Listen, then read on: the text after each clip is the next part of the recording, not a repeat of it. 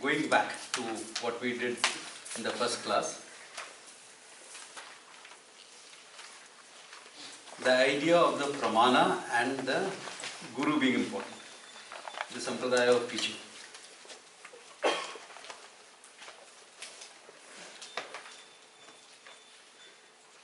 To make that sampradaya clear,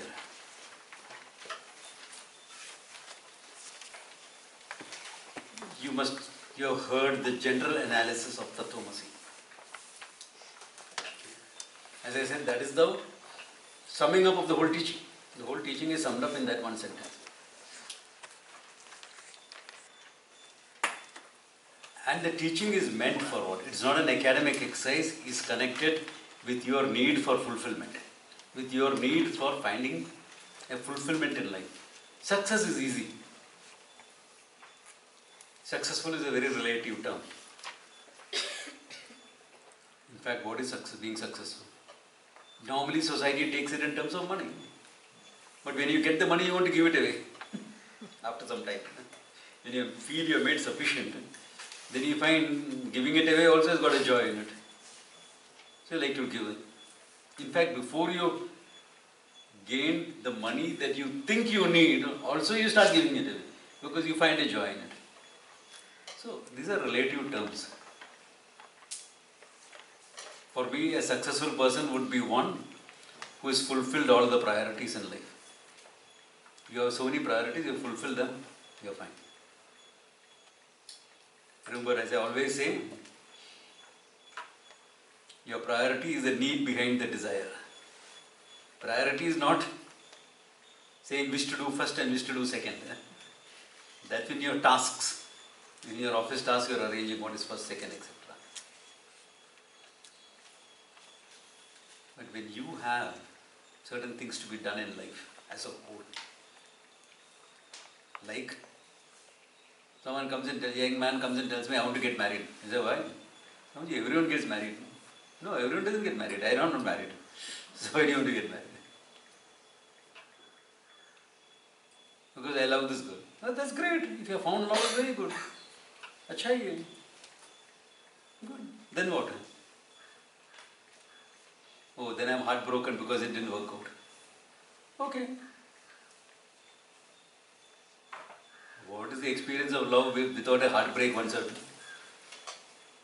You can't say you really loved unless you got a heartbreak also. Come on.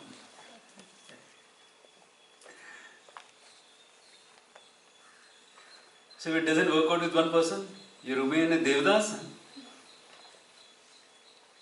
or you find somebody else.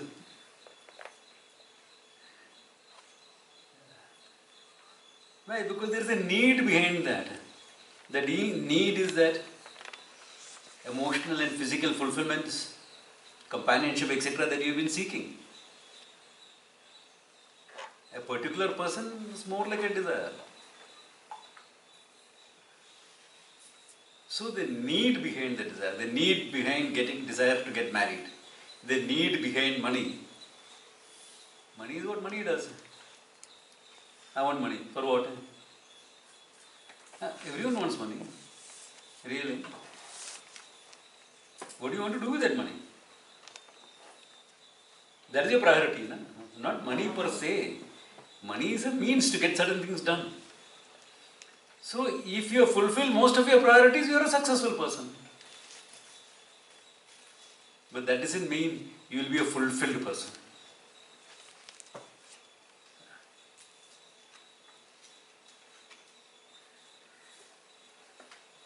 To be a fulfilled person takes something more. Every human being's heart is seeking that fulfillment. That's why you said in the morning, Nasti akritaha kritena. The infinite is not gained by finite action, and nothing short of the infinite is going to satisfy you. You know, I remember a lot of Pujya Swamiji's early statements, when I first heard him in the late 60s, when I was a kid out of school, like some of the youngsters here. I was a kid out of school when I first heard him. And he used to make one very interesting statement. He says, every gain has a loss, and every loss has a gain.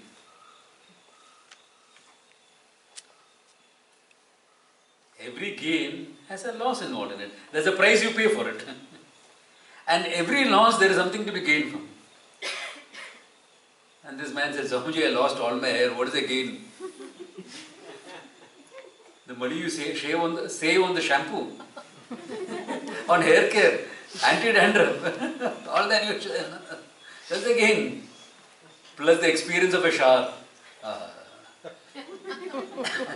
So there's always a gain. In every loss there is a gain, in every gain there is a loss.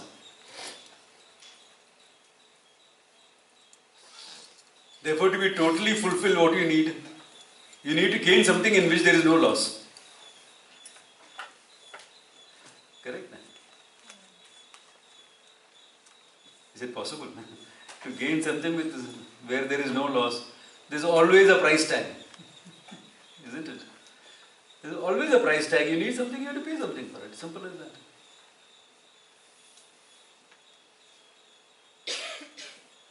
That's why short of the infinite, it doesn't work out like that. So the whole attempt is in discovering the infinite.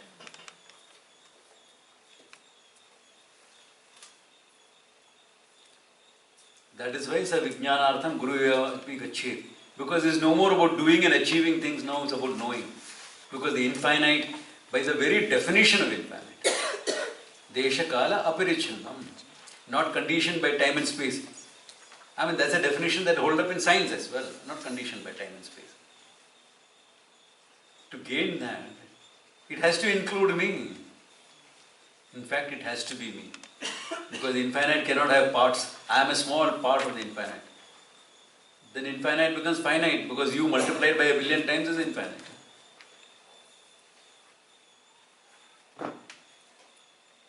Therefore, not only it has to include you, the whole of the thing is there in you.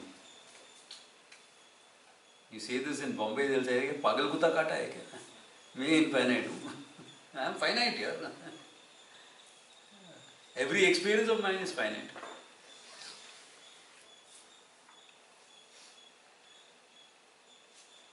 Then the question is, why do you seek infinitely? I seek because I don't have it. But if you are seeking and the search is very natural,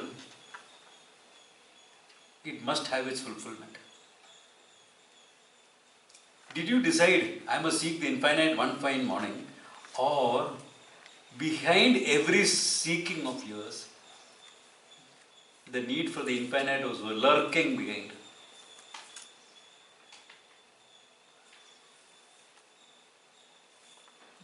It's important to discern this. Only then Vedanta, etc. makes sense. Because in every pursuit, you expect to feel fulfilled. And you are disappointed all the time. Then you start compromising with life and saying, this is all life can offer.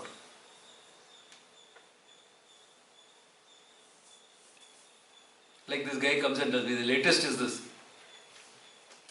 Swamiji, no job satisfaction. Really? I mean, how is the job? Are you doing something which is important? Yeah, I think that, that is important, all right. Okay. Then, are you getting a decent salary? Oh yeah, salary is pretty decent. Then, are you getting to learn something new? Yeah. How are your colleagues? They are fine. Okay. Your boss? Oh, he's good. He gives me a lot of freedom and he encourages me and everything. Juniors? Oh, they are also nice. What the hell do you expect from a job? Tell me, what are you expecting from it? What more do you want from a job? No job gives all this. This is like a perfect job.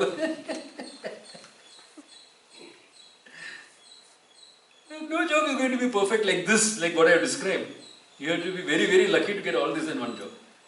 And he tells me he doesn't have satisfaction. Why? He's expecting what we call moksha from the job.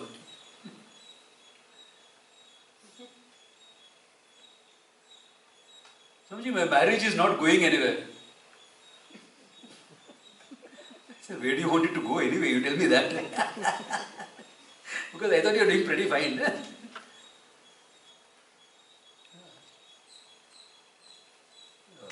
Women are in the majority. Okay. How's your husband? Oh, he's a nice person. Is he caring, loving, etc.? Yeah. I mean, he is. Oh, he doesn't get you flowers and things like that? No, he does that. Oh, very good. As a husband, not as a boyfriend, okay? As a husband, then is support you what you want to do? Oh, yeah. Good father, etc.? Yeah. Does he take care of you from too much of in-law issues? Yeah, he's quite supportive in that. Then, is your emotional, physical life together? Okay? Oh yeah, I'm pretty satisfied with that. Then what do you want the marriage to go where? The only place it can go is down. Where do you expect it to go? Tell me. What more? Again, you are expecting something, a total fulfillment.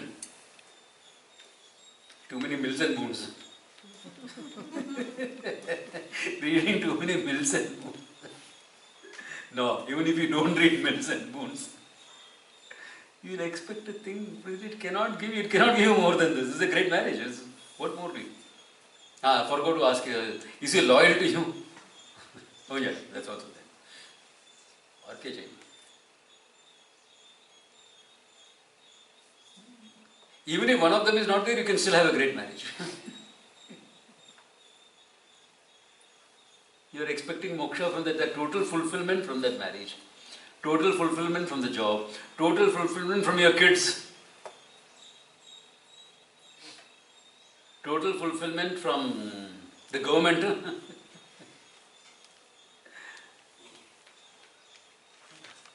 total fulfillment from your neighbor, total fulfillment from your guru. No, you can only do the guru's job. Which means sometimes he'll make you uncomfortable. My students know that. I made them uncomfortable enough of times. Are you getting this? So in everything that you're doing, you're really expecting fulfillment and not getting it.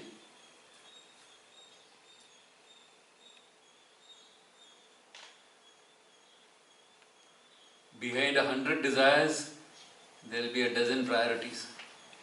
Behind your priorities, there will be one moksha ichha, one desire for moksha. That's it. So you fulfill that, you're totally successful. Yeah. कंगालू घर किधर है? नहीं है. Bank account वो क्या होता है? This is the type of guy, but he has fulfilled himself. Adi Shankara has certain things attributed to him. He has written a Kaupina Panchakam. All the guy owns is a Kaupina, a langot. That's all he owns. But Khalu Bhagyavantaha, why he has understood himself. Khalu Bhagyavantaha. Therefore, total fulfillment is only here. Everything else can be great. I mean, great at managing your life, you have a good thing going, great. All the best. I'm happy for you. But your fulfillment, that's why they say, Pariksha Lokan Nirvedamayat. After having examined life, then you come to the world. Because what you are seeking, in and through all these things, will not come from there. You have to seek it separately, directly. That's called the Parama Purushartha, Moksha. And that is based on Atma Jnanam. Therefore, your mumukshatvam becomes Jijnasa. From the desire for moksha becomes desire to know yourself, to know the truth, to know the reality, to know what is Bhuma, the infinite. Because you are already it. This natural desire, look at it. Even though you may desire to get married or not get married, that can be a desire. Behind that is what? The need for fulfillment. Behind money, need for fulfillment. Behind having kids, need for fulfillment. Behind getting married, need for fulfillment. The need for fulfillment is not a desire that you picked up one fine day. If it is a desire you picked up one fine day, you can drop it one fine day. You can't drop it. You can keep it buried under the hassles of daily living. It will keep coming up once in a way. You keep flaring up. Like a volcano will come up, then you bury it under a lot of things, it will subside. Then again it will come up. You can keep it buried. You cannot ignore it totally. Because it comes up.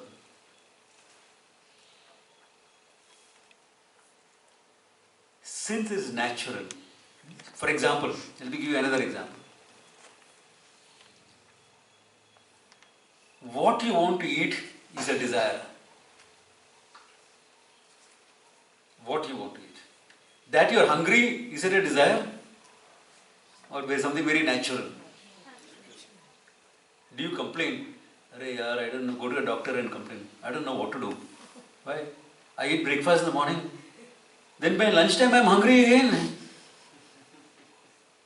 Then before dinner I still feel hungry. Doctor, what is wrong with me? Does anyone complain like that?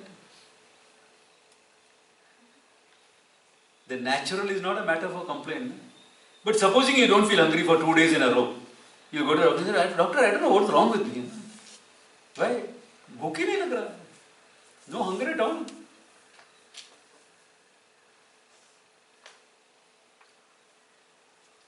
If hunger is there, food is there outside. That some people have to go hungry to bed in the night is because of man-made problems. Thirst is there, water is there outside. If you are polluting it, that's not nature's problem, these are not issues. The desire for oxygen, for air is there is oxygen outside. You can get it. Every natural urge has its fulfillment.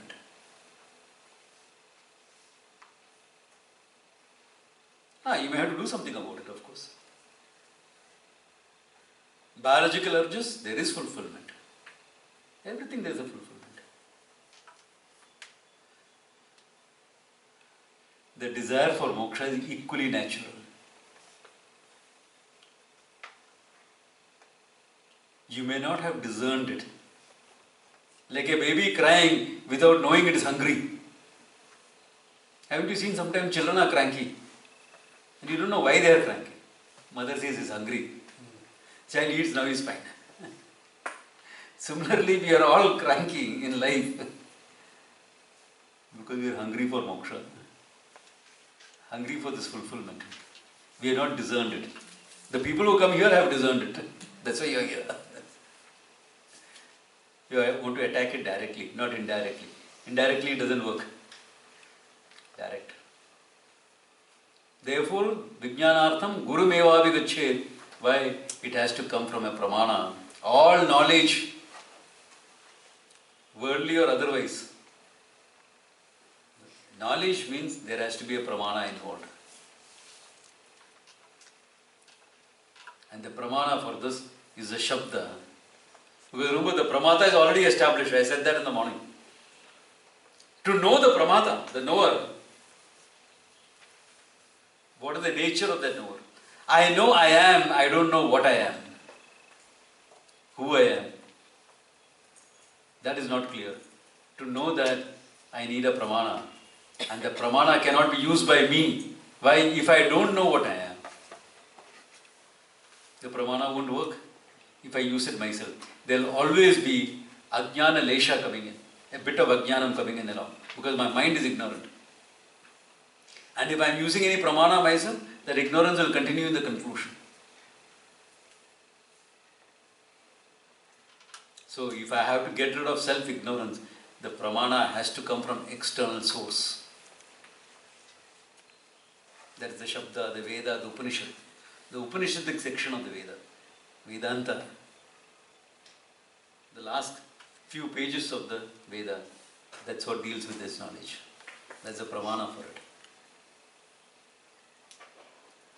And every Upanishad is a dialogue between some guru and some teacher, student. Sometimes mentioned, sometimes not mentioned. Like Kenopanishad, who is the Guru, who is the Sishya, nobody knows. Mandukya, we don't know. Mundaka, Chandogya, etc., the dialogues we know, they are mentioned. So they are sometimes mentioned, sometimes not mentioned.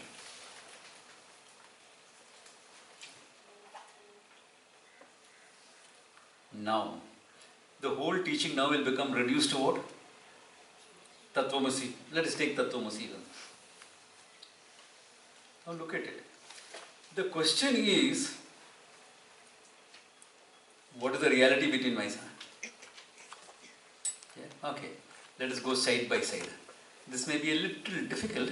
You may have to pay a lot of attention. If there are questions, ask. Okay.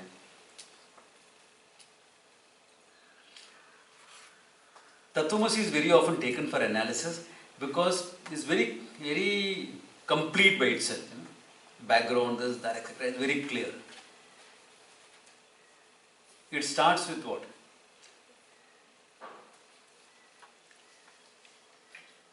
Uddalaka's son coming home after graduation.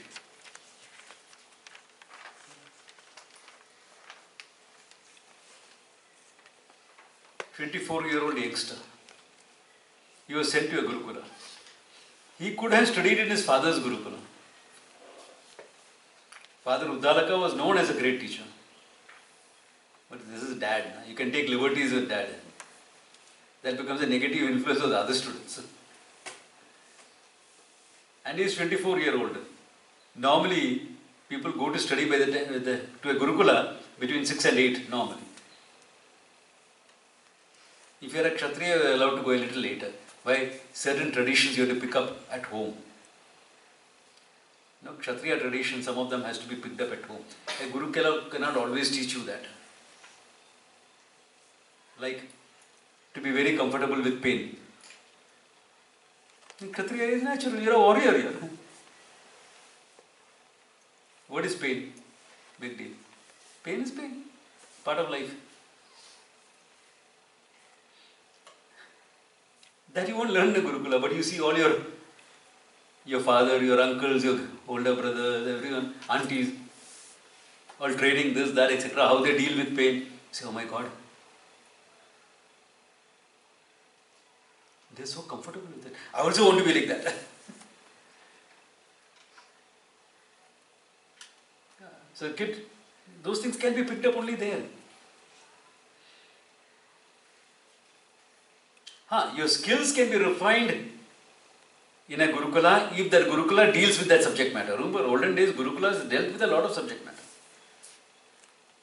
Some Gurukulas were very like mini universities. You know? It was a Gurukula, but it was like a university. It had all branches of learning in it. Some were specialized. Like Drona ran a Gurukula. It was very specialized. You graduate from a normal Gurukula, then you come to me. Because I am specialized only in the art of war.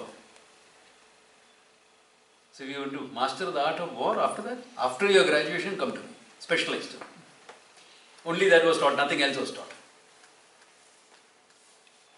Not that Drona did not know how to conduct a yaga or something like that. He knew. He had studied all that. But that's not his area of interest or specialization. The art of war is specialization. So some Gurukulas were like that. So Shetaketu goes to a Gurukula at the age of 12. He is a Rishi Putra, he is supposed to go at 6. Probably father tried to teach him, it didn't work. It didn't work. Goes to Gurukula. Comes back, cocky young man. I won't use the word even arrogance with him, I'll just say cocky. You know, youngsters can be cocky sometimes. They're not arrogant. They're just cocky. Confident. Little bit overconfidence. That will go, thoda maar kha ke jayega. Cocky, that's all. I'm happy when the youngsters are cocky like that. It's good. It's a good sign. I'm sure Uddalaka also was happy with that. My son has done things well, now I have to take the next step of his education. So he asks, did you ask for that thing knowing which everything is known? Question is tricky actually, loaded. Did you ask for that knowing which everything is known? Meaning, in short, what? Did you ask for the infinite? And the youngster, typical youngster, more like a teenager, comes up with a typical answer. Great answer. I don't think my teacher knew it.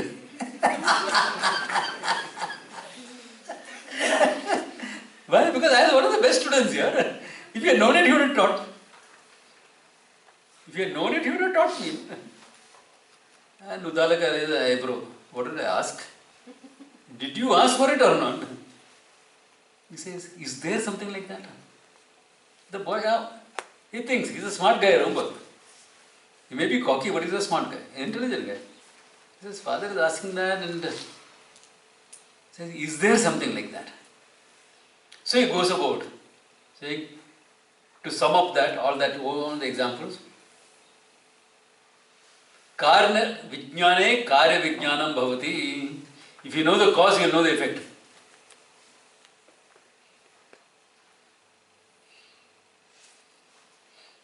If you know the cause, you know the effect.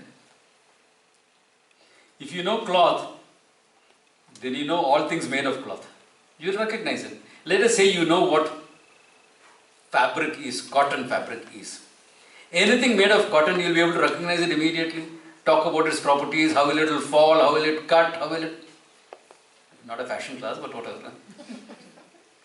You'll know all that.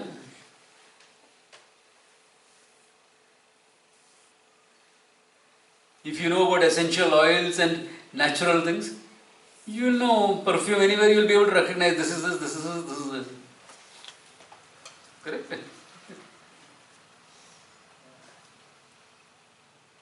Karna Vijnanam, Karya Vijnanam. If you know the cause, you know the effect. If you know gold, that's the example. You know everything that is made of gold. You can recognize it. If you know gold, for that you have to be a master jeweler.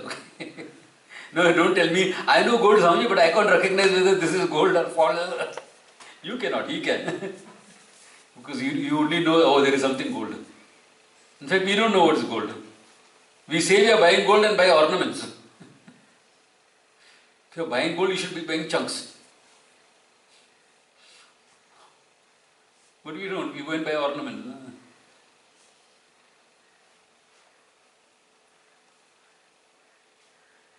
Therefore, if you know gold, you know everything. If you know clay, you know all the pot world.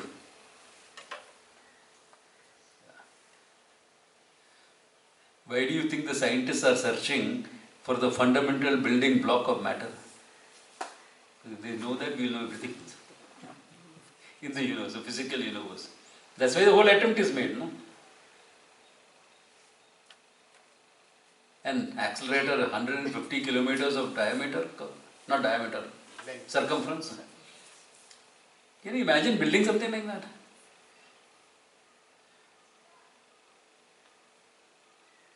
And when the experiment started, India contributed $100 million worth of equipment to that, so that we can share all the findings. It will be shared with us.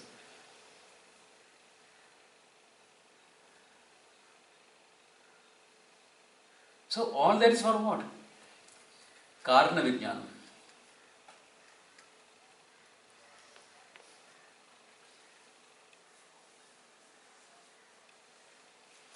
So now, yeah? When you say you know something, what do you mean by like? You know exactly what is the truth of that matter, object. You will find that very often we don't know what we think we know. Why? Because what you take as an object is, really speaking, not the substance there. Okay. But before I go into the elaborateness of that which Shvetiketu dealt with, I'll come back to it. That's why in all presentations of Vedanta, we will talk about something as a cause for the whole universe. In fact, every religion does that in some way or the other. Because it's important. Karanam is important. Because only if you know the Karanam, everything else can be known. So the question is now, what is the Karanam? And the Karanam for everything has to be all inclusive. No? It cannot be in bits and pieces. It has to include everything in it. From space down, everything.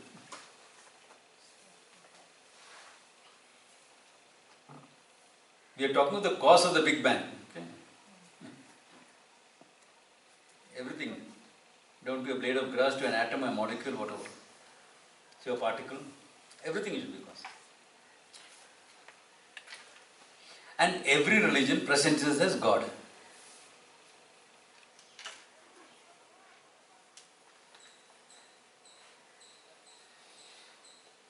And we talk about it like that. The Mundaka Upanishad.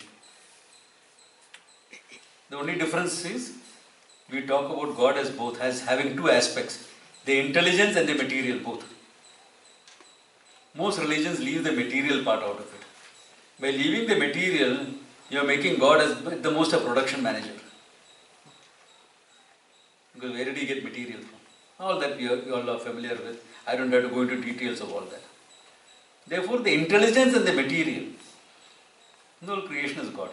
Now, what have we done by presenting God like this? Why is it important even in Vedanta? Because now you have something that is all inclusive. Nothing is left out. Otherwise talked about as Jagat Karanam Brahma, another word. Brahman is the cause of the whole universe. It's important to present it like this. Why? Because you are looking for the infinite. And now they are bringing in this idea of God, Jagat Karanam Brahman. Something that is the cause of the whole world.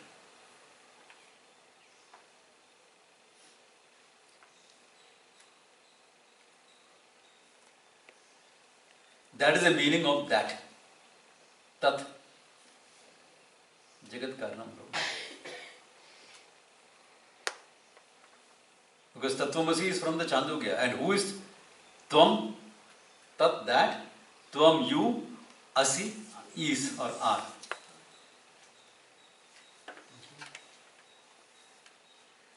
So who's the you there? The guy sitting in front. Or you. Shvetaketu, Mr. Shvetaketu. Shvetaketu Audalaki. Name. Audalaki means son of Udalaka. Audalaki. You have this in many cultures. Thor, Odin's son. Correct? Thor. You have heard, you have seen all these movies, no? Thor, Odin's son. Son of Odin, and therefore Odin's son. When you hear these names, now you will understand what the tradition is from, okay? Rama, which Rama are you talking about? Dasharathi. Arey yaar, apna Rama. Which Rama? Son of Dasharatha. That Rama. Why? Because there is another Rama, Parashurama, Bhargava. Yeah, who is Parashurama? Which Rama are you talking about? Bhargava. Descendant of Bhrigu. Different. So now, Shvetaketu we are talking about. Meaning, Shvetaketu stands for every student. Upalakshmi. So what is the student told? Tat Tvamasi iti. Tat Jagat Karanam Brahman Tvamasi. What should be the natural response? How can that be? So look at it, the direct meaning is this. Jagat Karanam Brahman, Ishvara, Bhagavan, is you.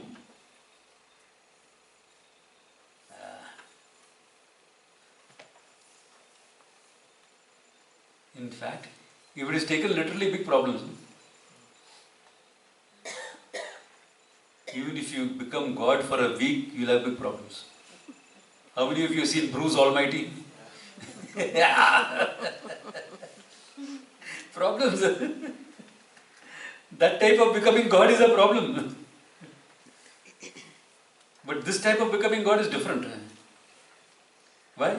Because if God is everything, He doesn't have to change a thing. Everything is perfect as it is.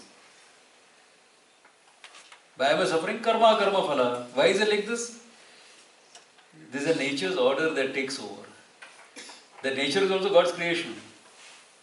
There is perfect harmony, justice, everything. We don't always see the justice. Why should it happen to me? Why not? Can you answer why it should not happen to me? Because I'm a good person. Huh? Bad things don't happen to good people. What?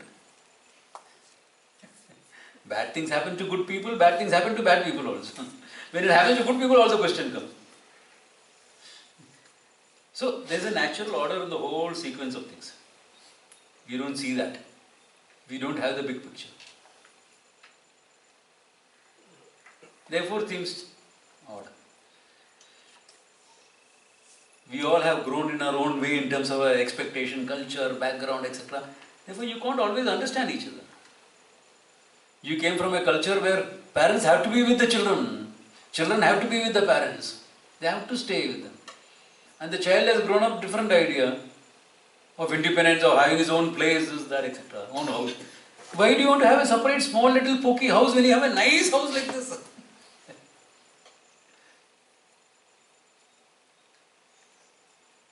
Why does my son do this to me? What did your son do? He's a great kid, he's got a great job, and he wants to live separate, that's all. Na?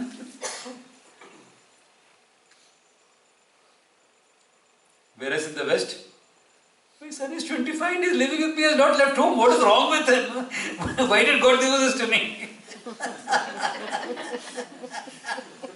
Can you see?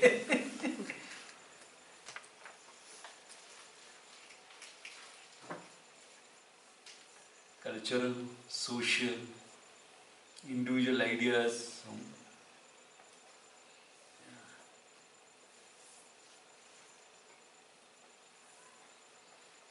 It's all fair, it's all fine. These are all man-made issues. Okay? Man-made issues, all this. There's nothing else. Therefore, now in this understanding, this is a direct meaning. Ishvara is you, we are saying. Jagat Karanam Brahman Tvamasi. Therefore, the conventional wisdom says two possibilities. If a statement doesn't make sense, either you dismiss it as nonsense or you look at for what is implied.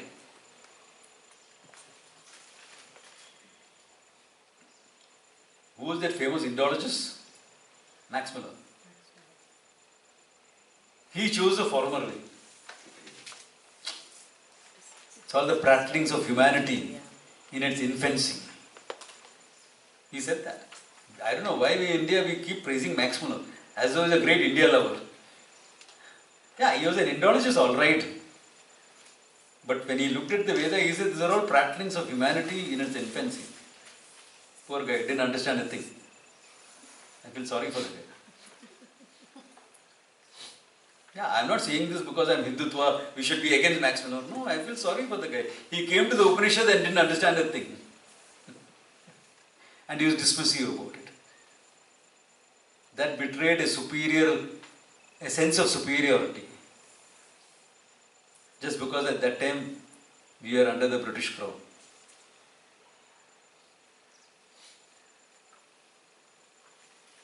Or, since we are looking at the, remember this is important, since we are looking at the Veda as a pramana, as a means of knowledge, we have to take it as it is saying the right thing, but probably the meaning is an implied one, not to be taken directly. Because remember, a pramana cannot go wrong. You can go wrong in using a pramana. The pramana is neither right nor wrong. Pramana is what it is. It tells you exactly as it is.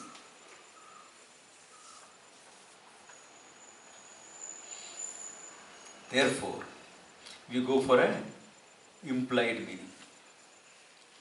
What does the Upanishad imply by that statement? What is the implied meaning of Tat and Tvam? Is that normal way? Yeah. All right. Now, in the Indian thinking, is sophisticated thinking. So in that sophisticated thinking, we have classified types of implications also. We don't say just implication. Or when we are dealing with logic, we don't say this is an error in logic. We classify errors. What type of errors it is. Yeah. We classify errors. Why? Because there is a certain refinement and a sophistication of thinking. It's an error by why is the error occurring? Is your Vyapti wrong? Or the Vyapti is there in the example but it is not there in the case study here? Or is it an overextension, an underextension? All these are looked into. There is a precision of thought there. So similarly, there is a precision of thought when it comes to implications.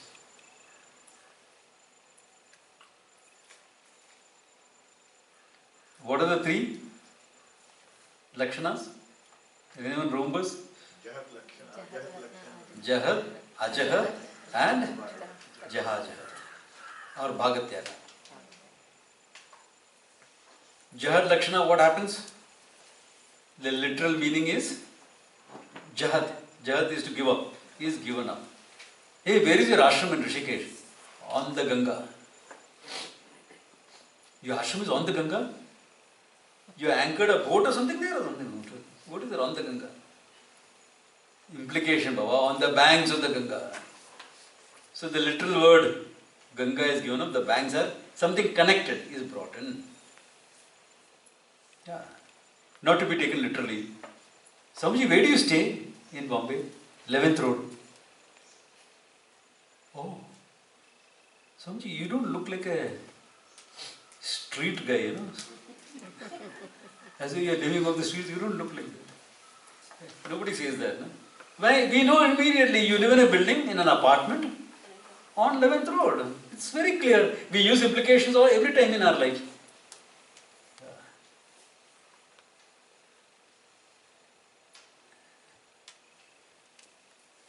Where is lunch available? In the dining hall. In the hall? Nobody says that. Literal meaning is in the hall it's available means what? Oh. Can you see all these are implied meaning? We use it all the time. Now, if you give up the meaning of Tat, Ishvara completely, what will happen? Ishvara is all inclusive. Therefore, there is nothing to bring in. Alright, then you go for the next one, Ajahad Lakshana. Ajahad Lakshana is, you don't give it up, but you add something to make it complete. Like two guys are going outside and saying, everyone follows Hindi here, no? अरे दाढ़ी बहुत बात कर रहा है दाढ़ी बहुत बात कर रहा है The laughter shows all of you have understood it.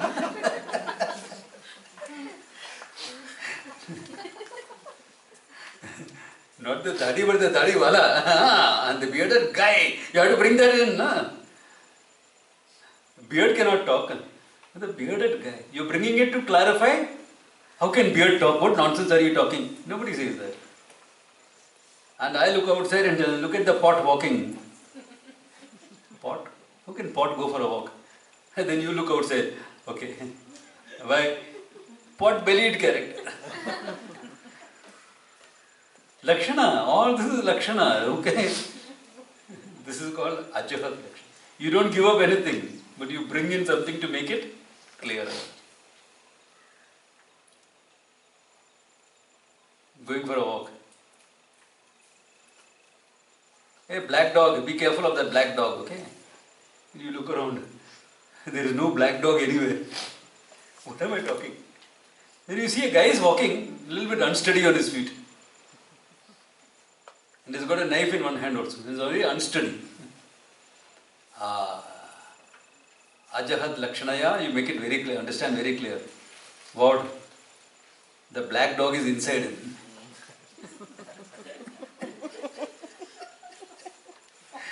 Yeah, I mean, it's very clear. Lakshana works, yeah, all the time. I hope everyone got it. Some people are looking at me as though, ये साधु को कैसा आया था ये सब? Okay, so Ajahad.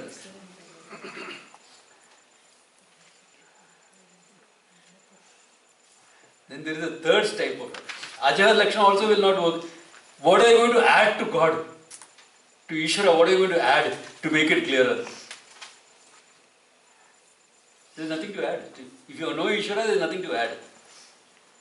Therefore, you can't add anything also. So, Ajahad Lakshana also won't work. Then what will work?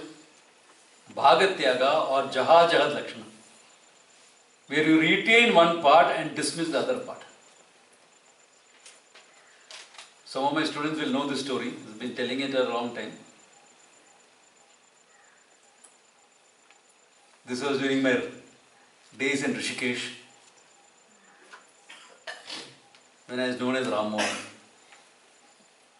The sadhu, local sadhu there, going for Bhiksha, going to Kailas ashram to study. Yeah.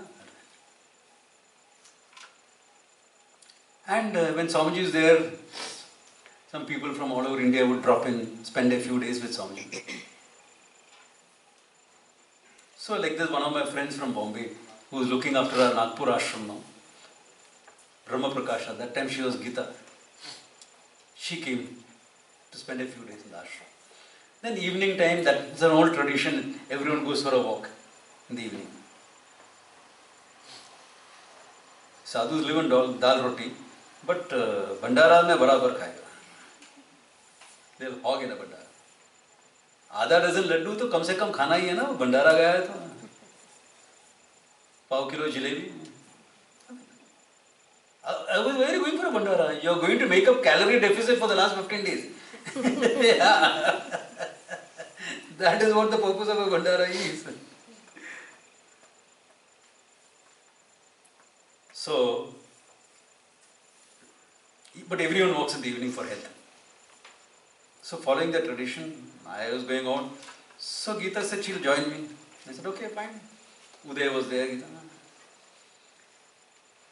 Then we came to Lakshman Jhula side.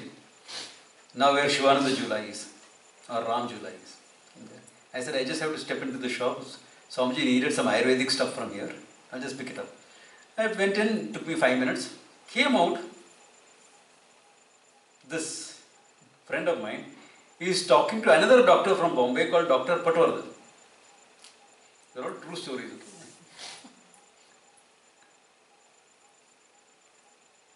So when I walked up,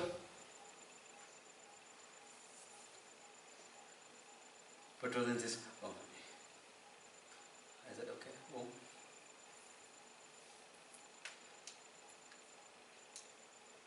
Both of us realized that Dr. Patwardhan has not recognized me.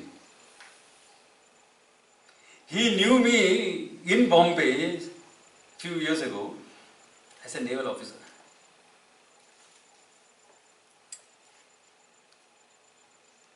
Now, supposing my friend Geeta were to say, Brahma Prakasha now, at that time Geeta, were to say, meet Ram Mohan. What will Patwardhan say? Swamiji, बहुत खुशी हो गया मिलने को. Correct? Supposing she says, you remember that I had a friend called Ram Mohan in Bombay? What will Patwardhan say? Yeah. He was a naval officer now. What happened to him? I have not seen him for some time.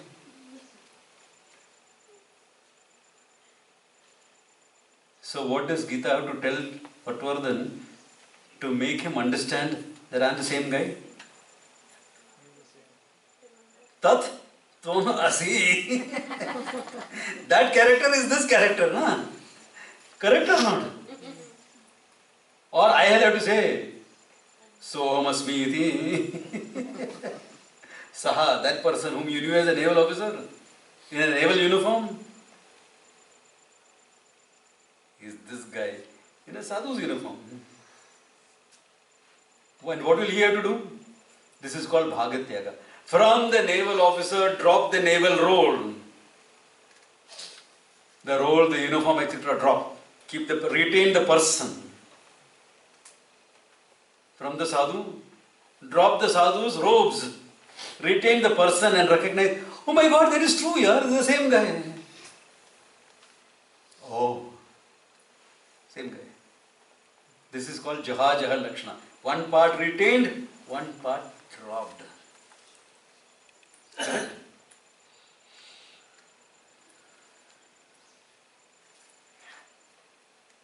Now tell me, how is it possible to drop?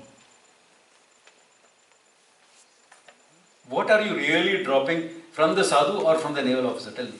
What are you really dropping? Only the roles you are What can be dropped?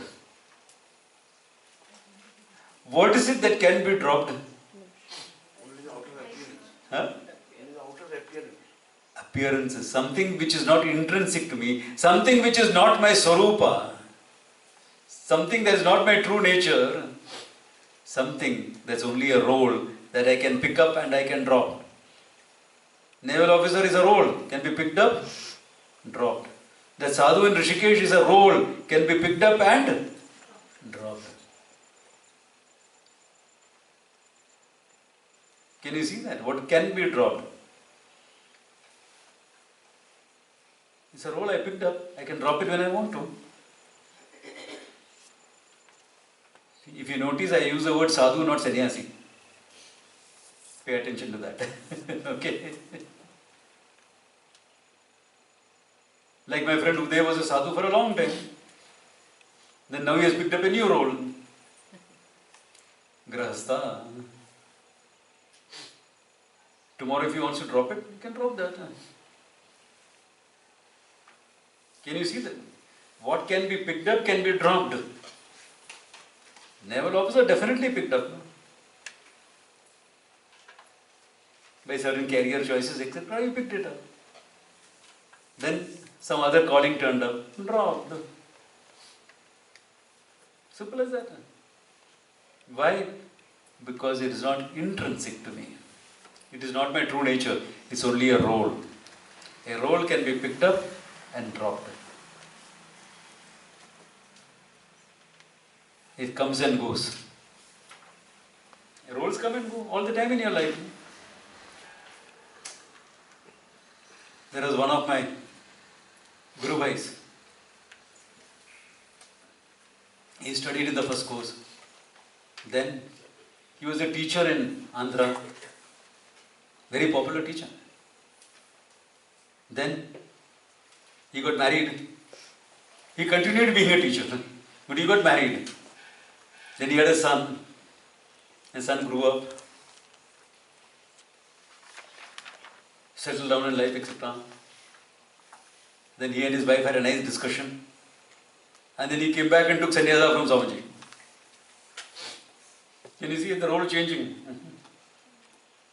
Why? Because this can be dropped.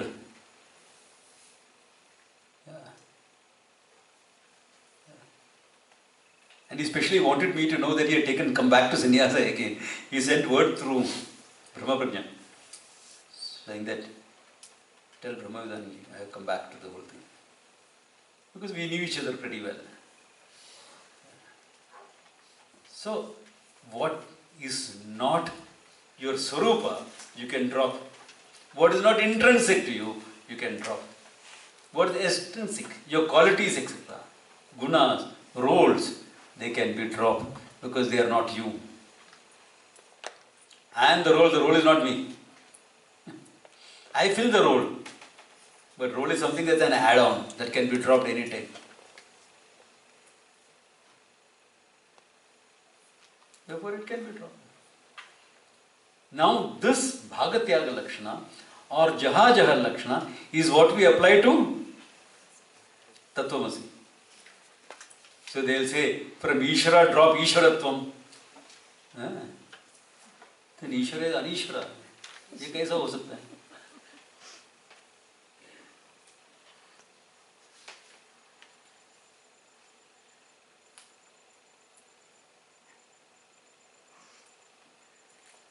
then Ishvara no longer is Ishvara. Yeah, in Vedanta, there is something higher than Ishvara.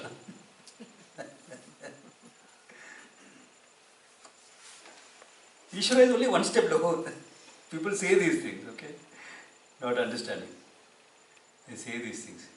So now we have to see how this Jaha Lakshana or Bhagatyaga Lakshana is applied to Tattvamasi. That means to Ishvara and me. That means now you need 2 levels of inquiry before the Lakshana can work. One is what is the nature of Tat, other is what is the nature of Tvam. Because only if you know the Padartha, the meaning of the words, will the Vakyartha, the sentence become clear.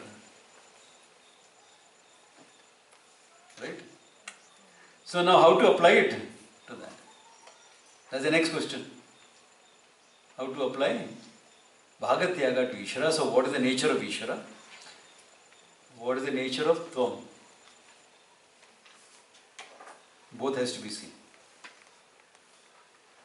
So we will see what is the nature of Ishvara and Tvam from an easy viewpoint, like when you do Vakya Vritti or something like that, some text like that, which is a very simpler viewpoint.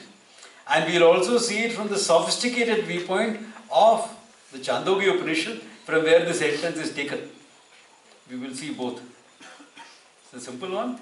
So that those who are completely fresh will get the simple one clear. And those who have, and after you getting the simple one, you can understand the complex one also is better. You can refine that understanding. But that will be done tomorrow, not today. 5 o'clock. 1 hour talk class. No? I don't want to overload you also. Now, tonight will be, of course, our regular satsang, Arati satsang, that is normal, okay. Tomorrow morning, remember, 7:30 we are starting with the Avahanti. So that meditation class is now taught. We start, temple. Temple we have it. Then we go for breakfast, come back there to the temple for this. We will see how much of the second class is possible. If the second class is not possible, I think it will be dicey. Okay? What we will do is, we will have the 10 o'clock class, and instead of the workshop, we will continue the class. So we still have 3 Vedanta classes a day. Normally it's 3 Vedanta class plus 1 workshop. So the 3 Vedanta